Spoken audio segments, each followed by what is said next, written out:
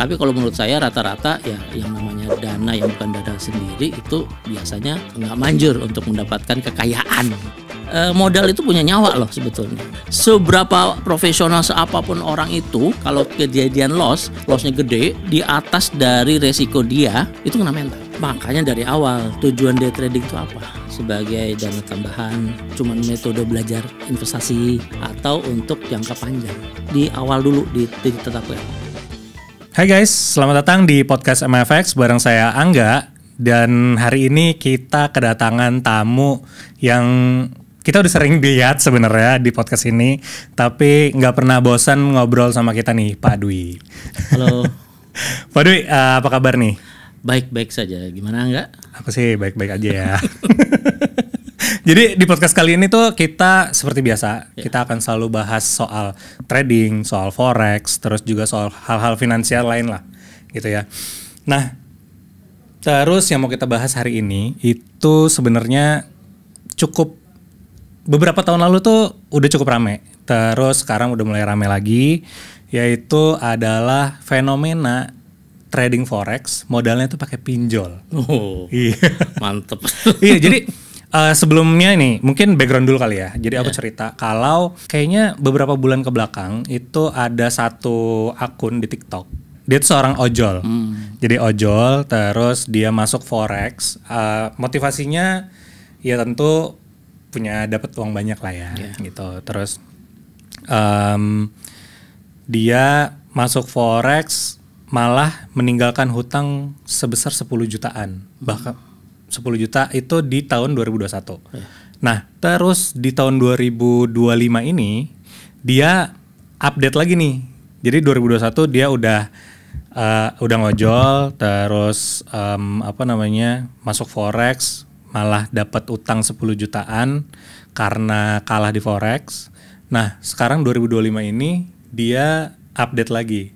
Dan dia update masuk forex bukan membayar utang yang sebelumnya, tapi malah utangnya tambah besar, jadi 20 jutaan. Kayak gitu. Nah, menurut Pak Dwi nih, sebenarnya kalau misalnya soal boleh nggak boleh, itu kan jawabannya udah pasti nggak boleh lah. Masuk forex pakai uang pinjol tuh udah jelas nggak boleh.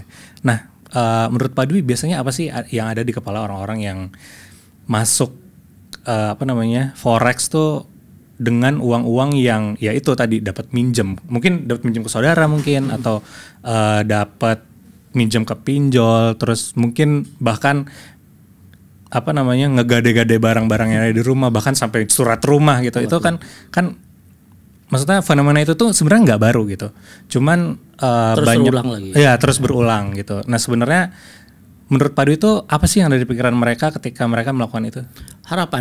Harapannya terlalu tinggi dengan kenyataan. Kemudian juga pastilah setiap manusia tuh kan pengennya tarafnya lebih tingkat lagi. Kata kasarnya pengen cepat kaya gitu. Kan udah beberapa kali kita bahas. Di forex itu nggak bisa. Jadi aturan cepat kaya itu gugur. Ya tergantung modal sih ya. Kalau modalnya kecil kapan kayanya. Kalau modal gede ya sudah kaya tambah kaya gitu kan. Nah, latar belakang modal nih yang salah sebetulnya. Semua sudah sadar sebetulnya. Latar belakang modal yang mempergunakan dana-dana yang sebetulnya resikonya itu di atas resiko sebenarnya dari dia sendiri. Jadi makanya dia pinjam gitu kan. Ketika dia pinjam, sebetulnya karakter uang pinjaman untuk ditransaksikan di forex khususnya itu berbeda. Kalau bisnis lain selain forex atau bisnis real itu mungkin bisa berputar gitu, mungkin. Tapi kebanyakan juga sulit berputar ketika bebannya tinggi, beban bunga lah istilahnya. Pasti dong kalau pinjam berarti ada bunga, ada nyawanya di situ. Nah, itu karakternya. Jadi ketika dia trading, mentalnya sebetulnya kalau bukan pakai dana sendiri, mentalnya juga belum siap gitu kan. Tidak bisa menerima kekalahan, kemudian harapan terlalu tinggi dan macam-macam lah. Apalagi dengan dana pinjol, dapat pinjam gitu kan. Ditarget nih berapa persen dalam waktu sekian lama. Sementara kalau di forex kan fluktuasi harga itu sangat dinamis. Ya kan? Bisa dapat gede tapi bisa juga terkena cut loss kan. Nah, ketika terkena cut loss inilah dia mungkin nggak konsisten. Nggak berhenti maksudnya tuh. bebannya kalau nggak berhenti berarti kan tambah gede. Benar. Akhirnya kegulung tuh sama kerugian. Betul. Nah, sekali lagi karakter modal yang dipakai untuk trading itu mungkin nggak sesuai kalau pakai pinjol. Seperti itu menurut saya. Yeah. Oke. Jadi kalau misalnya ini kan sebenarnya mungkin ada pengaruhnya ya dengan fenomena trader-trader sekarang yang ada di sosial media. Itu kan apalagi mungkin bukan kita, tapi ada banyak trader-trader di sana, ada influencer-influencer yang diikutin sama orang-orang tuh biasanya tuh pamer profit yang gede, flexing profit lah gitu. Mulai dari misalnya kan ada nih sekarang tuh lagi musim ya di sosial media, aku sering dapat iklannya juga. Jadi misalnya dia modal cuma $1, $1 something atau $10, terus $100 itu bisa sampai jadi 10.000, 20.000 gitu di satu kali tradingan. Itu sebenarnya menurutku yang kayak gitu tuh bikin, apalagi di ekonomi sekarang ya, cari kerja susah, terus uang mungkin terbatas, punyanya mungkin cukup buat makan doang, mungkin cukup buat cicilan dan segala macam, tapi nggak cukup buat yang lain gitu. Sedangkan cara untuk mencari uangnya tuh jadi terbatas. Maksudnya kayak kalau ngojol itu kan pendapatan sehari sekarang, kalau dulu mungkin jadi ojol tuh bisa dapat 16 juta, 10 juta gitu sebulan. Sekarang ojol udah makin banyak. Berarti persaingan kan makin kenceng gitu kan. Pendapatan juga mungkin nggak sebaik waktu awal-awal ojol ada gitu kan. Jadi makanya ketika ada ada promosi atau ada opsi-opsi untuk dapat uang lebih cepat, maksudnya dapat uang lebih banyak dari forex atau dari yang lain gitu, itu tuh jadi suatu hal yang bisa nih kayaknya. Menjanjikan. Bener. Nah kalau misalnya kadang kan kita pas ngelihat kayak gitu kan, dia aja bisa modal segini jadi segitu, kenapa kita nggak bisa gitu kan. Nah sebenarnya yang kayak gitu-gitu tuh sejauh mana sih motivasi seperti itu dari sosial media, dari ekonomi itu akhirnya bikin orang tuh ngambil keputusan seperti itu sebenarnya sejauh mana sih orang bisa se-ekstrim apa sih? Ya sebetulnya dari awal ada 2 poin nih. Satu poin adalah orang yang menjual sesuatu di media sosial. Wajar kalau dia mau jualan di situ, nggak bisa disalahin. Benar. Tapi nggak nipu juga gitu harusnya, ya kan? Nggak nipu juga. Pastilah di media sosial kebanyakan, nggak semua, kebanyakan orang ngelihat suksesnya aja gitu. Benar. Nggak ngelihat latar belakang kegagalan. Betul. Dia kira gampang trading forex dengan waktu yang cepat dapat yang besar. Benar. Kan susah juga, butuh proses kan. Benar. Nggak mungkin proses cepat hasilnya dapat. Benar. Ya kan? Belum tentu. Ya, dari sisi itu gitu. Dia harus sadar gitu sebetulnya. Yang pemirsa media sosial itu harus sadar. Betul. Kemudian yang kedua, ojol mungkin pengen dapat yang lebih. Berarti kan ada yang kurang.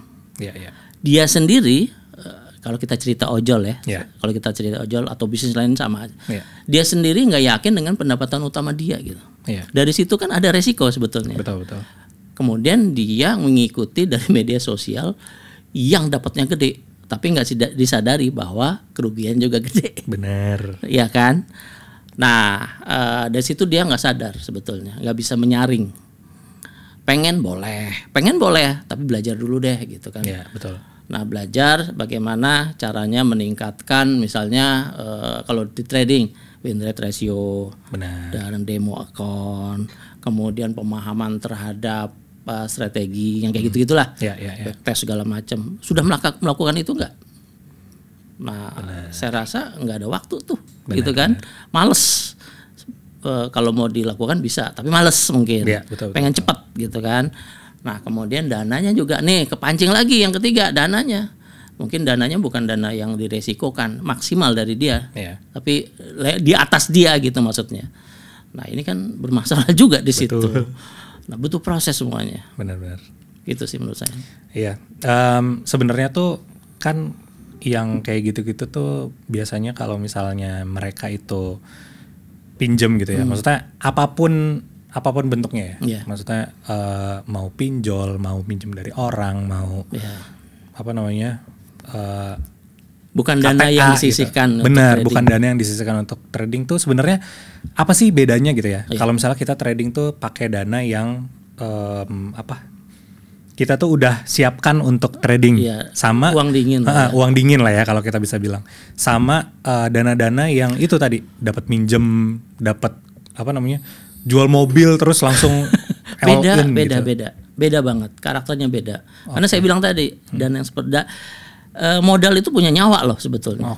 Kalau modal kita sendiri yang dana dingin kita sendiri punya nyawa, kita bisa kena mental. Kalau loss bisa kena mental. Seberapa profesional seapapun orang itu, kalau kejadian lossnya gede, di atas dari resiko dia, itu kena mental pasti. Dana dia gitu. Itu padahal dana dia. Bukan dapat minjem. Terlalu besar. Dari batasannya sebetulnya diri sendiri yang bisa ngitung. Risikonya diri sendiri yang bisa hitung. Kemudian ditambah lagi dana minjem. Sudah eksponensial itu. Betul. Apa namanya? Nyawa dari dana itu gitu. Dari tadi saya bilang jangka waktu harus dibayar kapan, berapa persen keuntungan kenaikannya. Ya kan dikejar-kejar, berarti kan punya target yang dipaksakan. Sementara kalau di forex nggak bisa dipaksakan.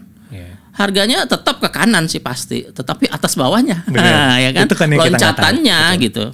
Nah, seperti itu, semua lah bisnis seperti ini di saham maupun di forex sama. Benar. Iya, jadi memang secara mental tuh berbeda. Iya, mental beda. Jadi pakai uang sendiri aja belum tentu bisa ikhlas gitu buat kehilangan ya kan. Padahal itu uangnya emang udah disiapin buat hilang gitu. Kalau misalnya buat trading itu kan mungkin bisa profit, bisa loss gitu. Nah, kita udah siap sama lossnya aja tuh kadang suka nggak ikhlas kan. Apalagi dapat minjem. Padahal instrumennya itu sudah ada supaya loss banyak nggak banyak itu seperti apa sudah ada. Ada stop loss kan? Betul. Ada stop loss. Kemudian proses untuk backtesting dilakukan apa enggak? Kan udah tahu tuh historinya. Ke depan memang sih nggak mencerminkan 100%, tapi paling tidak memberikan gambaran bahwa strategi yang dilakukan, manajemen yang dilakukan sudah ada gitu. Benar. Seperti itu. Iya. Kadang tuh ketika apalagi biasanya orang-orang yang memutuskan untuk masuk ke forex dengan uang yang nggak dingin, itu kan biasanya pemula nih. Biasanya tuh bener-bener yang baru masuk terus modal cuman terbatas, terus ngedenger dari orang kalau forex itu lebih untung atau lebih mudah kalau uangnya itu modalnya itu lebih besar. Iya kan? Kan suka ada tuh orang bilang kayak gitu kan. Nah, itu kadang-kadang tuh yang bikin trader-trader pemula tuh memutuskan untuk ya udah deh, gue cari pinjaman deh, bisa dapat sekian. Gue ngelihat mentor gue bisa dapat sekian gitu. Akhirnya kan mereka memutuskan copy paste. Benar, kita coba copy paste deh metodenya gitu. Beda. Jangankan trader pemula yang dananya kecil, trader pemula dananya besar pun kalau dia nggak bisa melalui proses tadi yang benar, itu juga bermasalah nantinya. Iya, betul. Sama gitu sebetulnya. Benar sih. Nah, kita kan bahas kan trader yang dananya kecil ya. Benar. Dana besar sama. Apalagi kalau dana besar biasanya keserakahannya itu lebih tinggi, lebih banyak. Ketakutan modalnya gede. Iya, ketakutan masuk posisi mungkin enggak, dia berani. Tapi keserakahan untuk mendapatkan lagi lebih tinggi lagi pasti ada. Iya. Situ. Benar. Sering banget soalnya konten di sosial media tuh ada juga yang menunjukkan bahwa trader tuh mau selama apapun di market itu pasti ada aja waktunya dia kemakan sama greed. Pasti. Ya kan. Misalnya udah profit di targetnya misalnya udah profit $100. Karena harganya masih naik, ya udah nanti deh tunggu gitu kan. Iya. Nanti giliran udah pullback turun misalnya dia lagi buy terus malah jadi minus, dia berdoa, aduh semoga paling enggak BE deh, BE gitu, ya kan? Pasti semua kan sebetulnya ada instrumennya. Benar. Ada TP, ada SL, ada trailing stop. Benar. Kadang nggak kepake karena apa? Emosi kita lebih bermainnya itu lebih besar daripada logika yang jalan. Ya, betul, pasti. betul. Ya namanya juga manusia punya emosi ya. Benar. Pasti kepancing deh. Benar. Itu memang yang susah buat dibangun itu kedisiplinannya. Betul. Bener, disiplin, konsisten. Benar. Emosi. Nah, ketika orang itu masuk forex pakai modal-modal pinjol tuh di pikirannya tuh apa ada juga bahwa ya apa namanya si kita bakal treat ini nih sebagai gambling gitu. Jadi modal kecil jadi gede banget. Ya. Jadi yang kayak gitu-gitu tuh sebenarnya menurut Pak Dwi, pikiran-pikiran seperti apa sih yang perlu dihindarin gitu? Makanya dari awal tujuan day trading itu apa? Okay. Tujuannya sebagai dana tambahan, ya kan? Ya. Kemudian atau sebagai cuman metode belajar investasi, Ya. bagaimana cara belajarnya gitu kan? Atau untuk jangka panjang. Itu di awal dulu ditetapkan. Harus ditentuin duluan. Tentuin gitu duluan. Ya? Lu mau trading jangka pendek untuk tambahan, Ya. ya jangka pendek dong. Oke. Ya kan? Kalau tradingnya untuk misalnya untuk mendapatkan keuangan yang bisa menopang hidup dia, berarti kan dia harus punya dana utama dia gitu kan. Dana utama dia. Yang ini belajar berarti selain mendapatkan dana utama dan tambahan juga, gitu kan. Tapi lebih besar lagi ininya dapatnya lebih tenang. Ujung-ujungnya harus tetap belajar. Meskipun utamanya tetap belajar, tapi kalau belajar tujuan belajarnya ngapain sih? Ya tujuan belajar kan ada dua, ada tambahan atau untuk mendapatkan pendapatan tetap gitu, segala macam. Nggak bisa lah ada pendapatan tetap yang kayak gini, nggak bisa. Paling nggak ada level sekian persen rata-rata gitu. Tapi nggak tetap. Itu namanya bisnis ya, pasti naik. Semua bisnis seperti itu naik turun. Pasti ada permasalahan. Nah, permasalahan di sini bisa nggak kita mengelolanya? Apalagi bisnis derivatif. Peluangnya banyak ya, peluangnya atas bawah banyak. Di samping peluang juga ada resikonya yang harus terus diperhatikan. Itu sih. Ini dari perspektif Pak Dwi ya. Kalau misalnya ada trader-trader pemula nih yang sudah terlanjur, mungkin nggak cuma ojol ini ya, maksudnya mungkin di luar sana juga banyak yang seperti ini. Karena aku kebetulan kan juga join beberapa komunitas, terus ada juga yang permasalahan seperti ini gitu. Maksudnya dia mungkin ada yang ngambil kredit mikro, akhirnya dia punya usahanya terus dia ngambil kredit untuk ya ngomong ke banknya buat ngegedein usaha, tapi ternyata modal yang diambil dari bank ini justru buat masuk ke dalam forex. Beda tujuan. Gitu. Benar, beda tujuan. Kan menurut aku usahanya, karena yang kayak gini kan efeknya tuh bukan cuman ke diri sendiri. Iya. Maksudnya pasti kalau misalnya udah beristri, punya istri, punya anak, itu yang pasti bakal terdampak gitu. Nah, menurut Pak Dwi nih, kalau misalnya orang tersebut udah terlanjur nyemplung nih, mungkin yang modalnya belum habis deh. Jadi misalnya dia sekarang tuh ada di posisi itu gitu ya. Misalnya dia pinjol, terus buat masuk forex, mungkin udah habis setengah atau mungkin udah jadi satu kali gitu mungkin. Harus ditanyakan lagi ke dia. Gimana? Harus tanyakan lagi ke dia. Dia masih terbebani nggak dengan itu? Kalau dia masih terbebani berarti stop sampai di situ. Supaya nggak berlanjut terus gitu. Tapi kalau dia merasa nggak terbebani dengan biaya-biaya itu, ya berlanjut tapi terukur gitu. Harus benar-benar terukur. Ya? Nah itu menurut saya. Jadi dikembalikan lagi ke dia gitu. Tapi kalau menurut saya rata-rata ya yang namanya dana yang bukan dana sendiri itu biasanya nggak manjur untuk mendapatkan kekayaan. Benar-benar. Gitu. Ya itu tadi ya, harapannya tinggi, ekspektasinya tinggi, tapi kenyataannya kan enggak. Apalagi kalau misalnya punya deadline harus bayar cicilan setiap bulan sekian, itu kan kita akhirnya punya target yang pengennya sehari langsung 500 USD profitnya gitu. Kan yang kayak gitu-gitu yang bikin. Sering dengar saya ngomong atau semua trader yang sudah berpengalaman berbicara juga bahwa modal yang kita transaksikan itu harus dibatasi dengan 1 hingga 3%. Pernah dengar kan? Oke, ya. Berarti kalau 1% sisanya 99% masih bisa dipakai. Ya. Berapa kali kesempatan? Berarti 100 kali kesempatan. Ya kan? Itu tuh sebetulnya untuk mendapatkan konsistensi. Kemudian untuk mendapatkan keberadaan kita di market masih tetap lama. Kenapa? Karena ada kesempatan untuk belajar terus. Ya. Nah, yang mengganggu itu yang tadi harapannya terlalu tinggi. Dia pakai modal mungkin 5%, 10% gitu kan. Nah, resikonya juga lumayan gitu kan. Benar. 10% berarti kan 10 kali kesempatan lagi gitu. Benar. Nah, akhirnya nggak bisa belajar tentang market.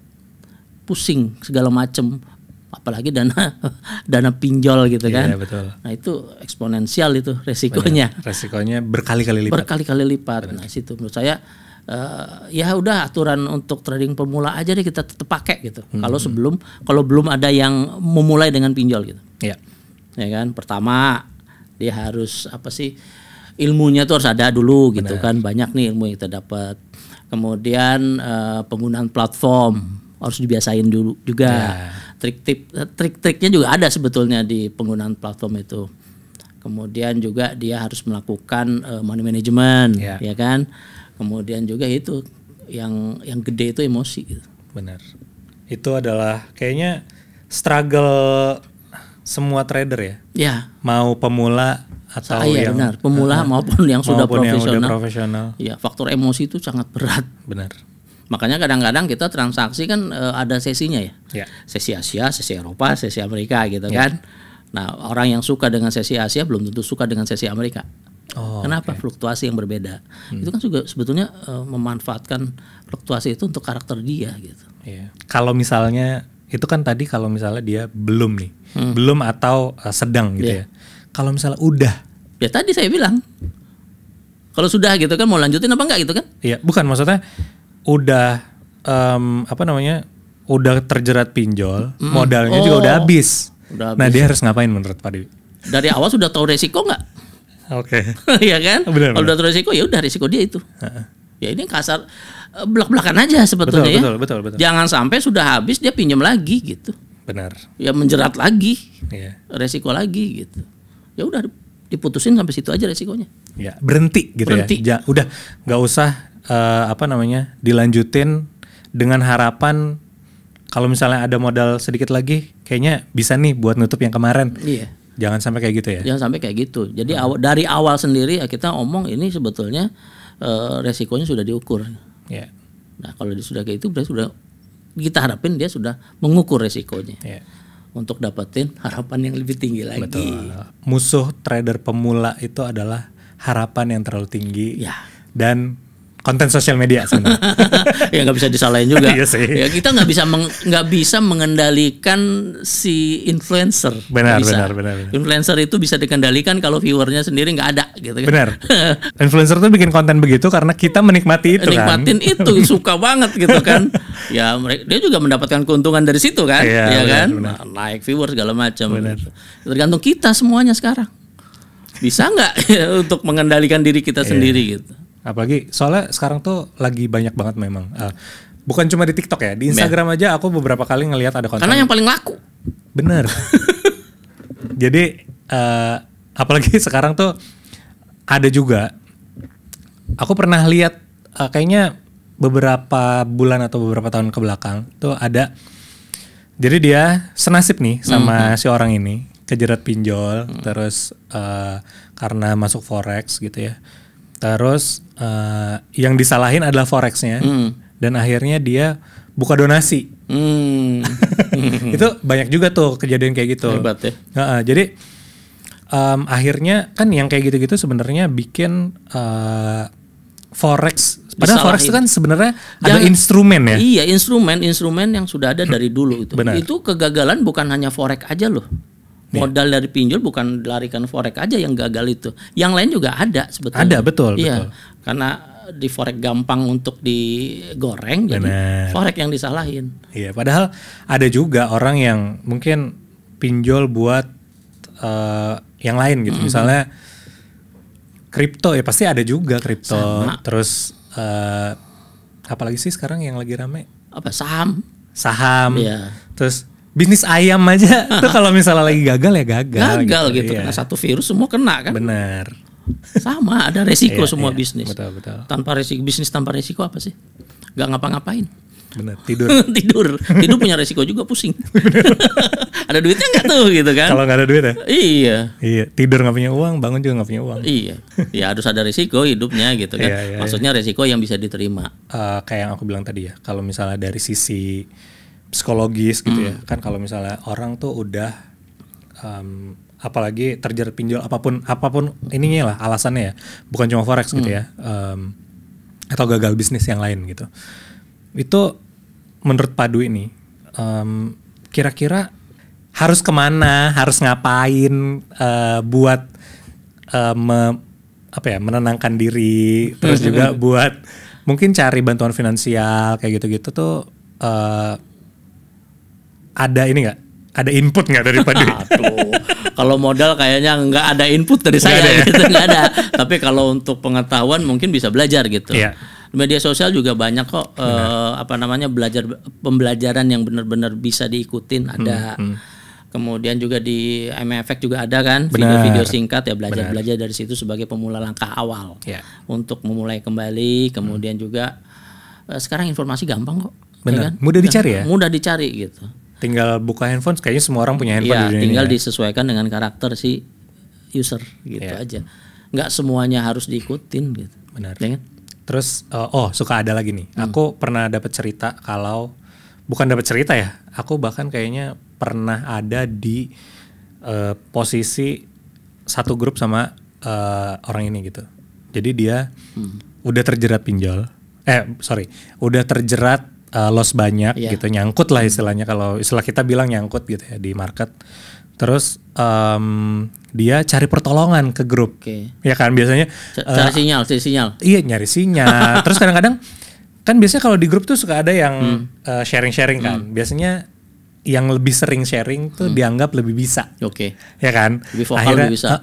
Atau kadang-kadang mungkin Pak Dwi juga kalau misalnya ada di satu grup terus sebagai edukator pasti ada aja lah yang ngechat, Pak saya lagi ngejapri gitu kan? Pak saya lagi nyangkut nih di market, bisa tolong bantuin nggak? Kan suka ada aja ya kayak gitu ya.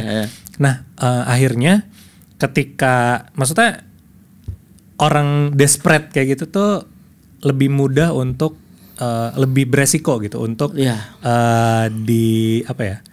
dibodohi lah istilahnya gitu.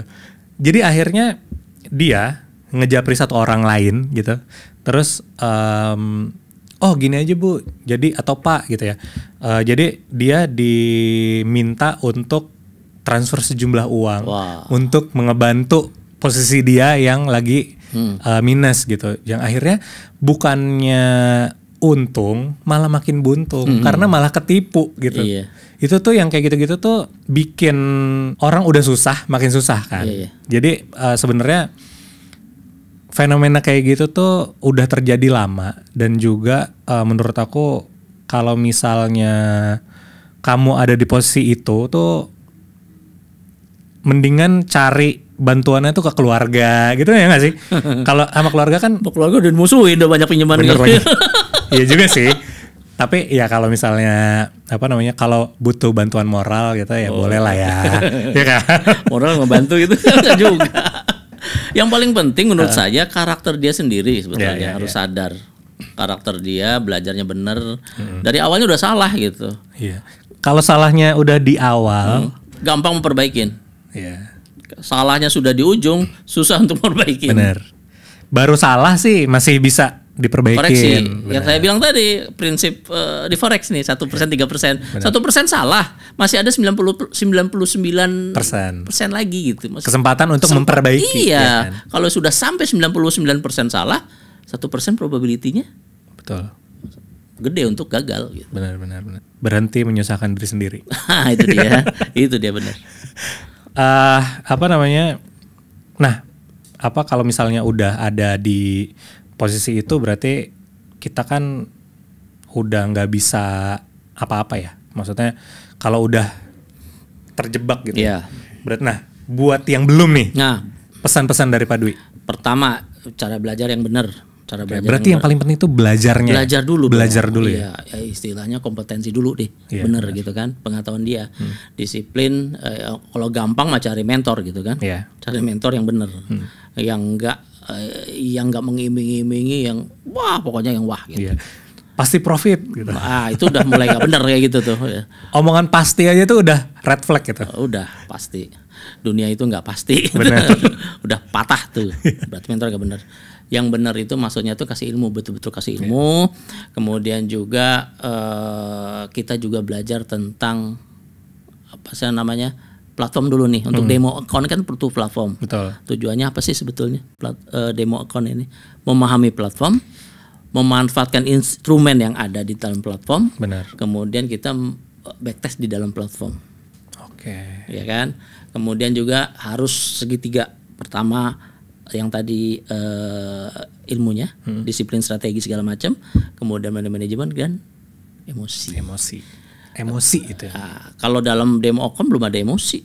Iya. Iya, kalau sudah dapat dana yang ada di account, real account, meskipun sedikit itu sudah ada emosi. Itu udah mulai tuh. Evaluasi lagi kalau kesalahan, kena nggak mental dia di situ. Kalau masih kena berarti dia belum ya, kalau istilah saya mah kena mental tapi belajar. Ya, benar. Kena mental tapi belajar. Yang penting ada yang dipelajari. Iya, gitu jangan-jangan sesudah demo dapat dana, masukin ke situ dananya gede. Mentalnya langsung gede, nggak sempat belajar. Benar. Kalau kecil kan masih sempat belajar. Itu terulang kembali terus kayak gitu, segitiga itu berjalan. Nah, untuk memula saya kira tahap awal seperti itu. Pertama belajar, kemudian menggunakan demo account, kemudian di real account tapi dikit untuk mempelajari mental diri sendiri, kemudian diulangin lagi seperti itu. Belajar lagi, strategi lagi. Strategi yang dipakai juga nggak banyak, harus satu biar fokus gitu kan. Benar. Instrumennya juga sama satu gitu. Benar. Jangan dengarkan apa kata orang. Karena analisis itu sebetulnya bisa salah, bisa benar. Nggak 100% analisis orang benar gitu. Kenapa? Ya ada stop loss-nya. Benar. Ya kan? Jumlah dana setiap orang beda. Misalnya Angga tanya ke saya, ini buy atau sell Pak? Saya mau ngambil posisi nih. Harus saya tanyain dulu, dananya berapa? Harus disesuaikan juga lot size-nya berapa? Jarak stop loss-nya berapa gitu kan? Itu kan pertanyaan-pertanyaan. Nah, saya kasih TPSL yang panjang, mungkin Angga nggak setuju. Karena modalnya nggak cukup. Modal nggak cukup atau karakter yang berbeda. Kan tujuannya beda-beda orang trading itu. Kan nggak tahu gitu kan. Makanya yang harus memahami itu harus diri sendiri. Prosesnya benar. Trading itu berproses enggak? Bukan tiba-tiba bukan instan dalam tempo 3 bulan langsung jago gitu. Ya kalau jago pada 3 bulan berarti dia keberuntungan. Kalau jago dalam 10 tahun, 5 tahun tapi stabil, konsisten, ya itu bagus gitu kan. Betul. Jadi buat pemula tuh memang kadang pemula tuh mikirnya modalnya dulu nih harus gede gitu kan.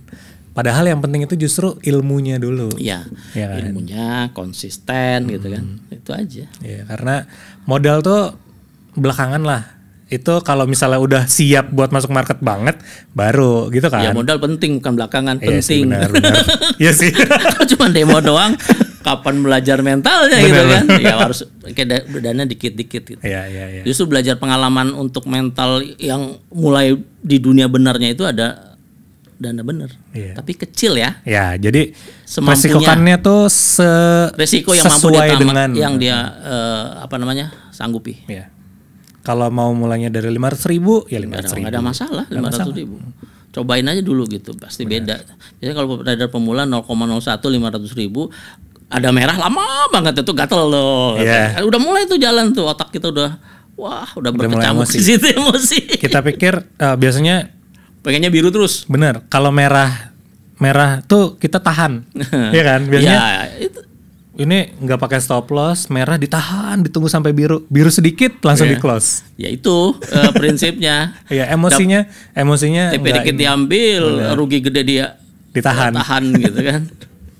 Itu terjadi di semua pasti. Semua orang kayak gitu pasti ngalamin. Kalau dari aku mungkin pesan buat orang-orang yang mungkin udah ada di posisi itu, udah terlanjur lah kalau misalnya orang tenggelam tuh udah tinggal kelihatan mulut nih. Hidungnya mungkin belum kerendam tapi mulutnya tuh udah kelelep gitu. Iya. Kalau misalnya udah dari posisi itu berhenti. Iya, Benar sih kata Pak Dwi. Cepet-cepet berhenti. Cepet-cepet berangkat ke atas. Iya. Berhenti, cari cara gimana cara bisa naik. Terus gimana caranya supaya nggak masuk lagi tuh ke dalam kolom yang sama gitu. Iya, Maksudnya benar. dalam artian kesalahan yang sama. Kesalahan gitu. yang sama, jangan diulangi. Posisi seperti itu tuh mungkin sebenarnya kita tuh perlu apa ya namanya, punya income yang tetap gitu ya. Sebelum masuk ke forex gitu maksudnya. Selain itu ada lagi nggak Pak Dwi? Belajar. Belajar Itu selalu belajar ya? Belajar itu maksudnya belajar tentang strategi yang mampu diterima diri dia sendiri, kemudian belajar berdisiplin dan belajar konsisten, belajar mengendalikan emosi. Iya. Ya belajar, semuanya belajar gitu. Kalau semua udah belajar, ya udah ujian. Benar. Ujiannya adalah real market. Real market ujiannya. Ujiannya kelas 1 dulu nih, dananya kecil gitu kan. Lama-lama naik gitu. Yang diharapin kayak gitu kan. Benar-benar.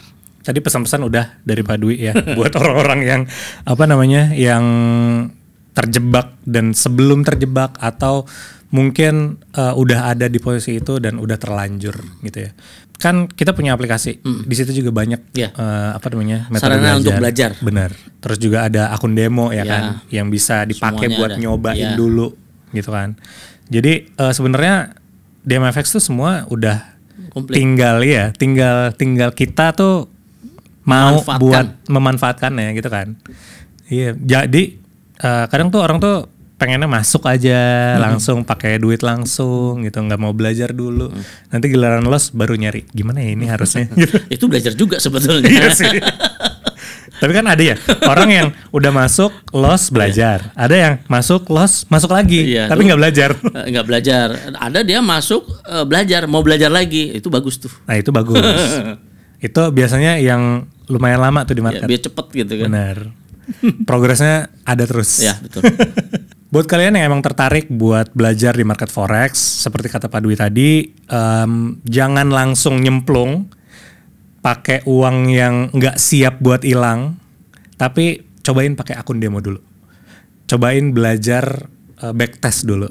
Cobain belajar metode yang harus kamu pelajarin dulu buat analisis marketnya seperti apa, terus juga cara entry marketnya seperti apa, SLTP ya Pak Dwi ya. SLTP itu harus selalu dipakai, kedisiplinan itu yang penting. Terus cara ngelatih emosi juga. Itu yang apa namanya? Esensi utama dari trading forex sebenarnya. Gitu. Jadi buat masuk sih gampang, tapi belajarnya yang susah, konsistennya yang susah, jaga emosinya kan yang susah. Itu gitu. paling susah. Bener. Oke Pak Dwi, terima kasih banyak obrolannya hari ini. Buat kamu yang mau nyobain trading forex, boleh juga daftar dan download MFX di link yang ada di deskripsi. Terus kalau misalnya kamu suka dengan video ini, boleh di like and share. Kalau misalnya ada masukan, boleh ditulis di kolom komentar. Saya Angga dan Pak Dwi pamit undur diri. Terima kasih.